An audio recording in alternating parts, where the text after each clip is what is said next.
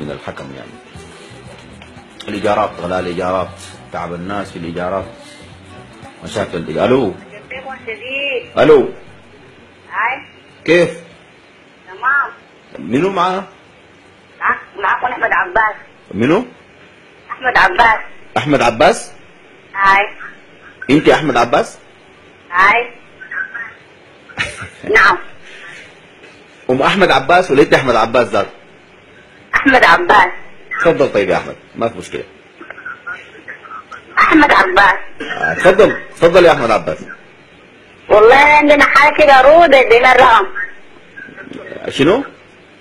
عندنا حاجه والله مش عارف، حاجه غاليه جدا. اها. والله نبغى الدكان نشتري حاجه اغلى ب 300. وين انتوا ساكنين وين؟ في مدني. في مدني. طيب يا احمد عباس، نعم مدني. الاسعار غاليه يعني؟ هاي. اوكي. هاي. تمام. هي غاليه بشكل عام لكن مش؟ هاي. تمام. عملت شنو للقصه دي؟ هاي. أنا يمكن اسمي حسن الصادق. ايوه جدا جدا يا ابو حميد، نسمع حسين الصادق. بعد شويه نشوف المكتبه اذا في، انا اوعد بانه ينزل طوال. نعم. شكرا. وانا كمان. يديك العافيه، شكرا جزيلا. لا. الله يبارك. كنا معكم ترددنا 91 46 30 48 هو رقم الهاتف للتواصل المباشر. ايجار، اشكالات الايجار، غلاء الايجار، موضوعنا اليوم اللي فتحناه. تستقبل برضه مواضيع ثانيه اذا الناس حابه تتناقش فيها، لكن ده ما يهم الناس. الو الو الو، مرحبا. صباح الخير. مرحبا، عليك السلام. مرحب حبابك.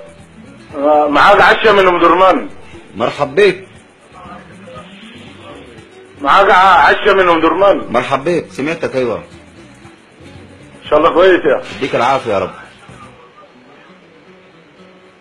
بس لو سمحت يعني نحن نتكلم في موضوع جادي، موضوع يخص الناس ويهم الناس، مفترض شويه كده نكون بقدر المسؤوليه دي ولا شنو؟ لانه ده برنامج متاح للناس وهو طيب يا اخي، معك اخوك الحكم عبد الرحمن الخضر. مرحب بك يا درما. يعني لانك شفتك استغربت من احمد عباس في مدني، عشان كده انا قلت لك عشة من ام درمان. ما في اي استغراب في الموضوع ده، مواطن سوداني من حقه يتكلم في اي موضوع يخصه، يعني ما في اي استغراب. نعم. لا لكن انه شفتها انت يعني كررت لي الكلام كثير. يعني بس لانه انا الصوت وده طبيعي، يعني انا بني ادم برضه، عشان افرض الزول بيتكلم معي ما عارف بالضبط هو منه. فيا ريت لو نتكلم في الموضوع مباشره. جدا. حتى الدرمه معاك واضح. مرحب بك يا كابتن، تفضل. ان شاء الله. طيب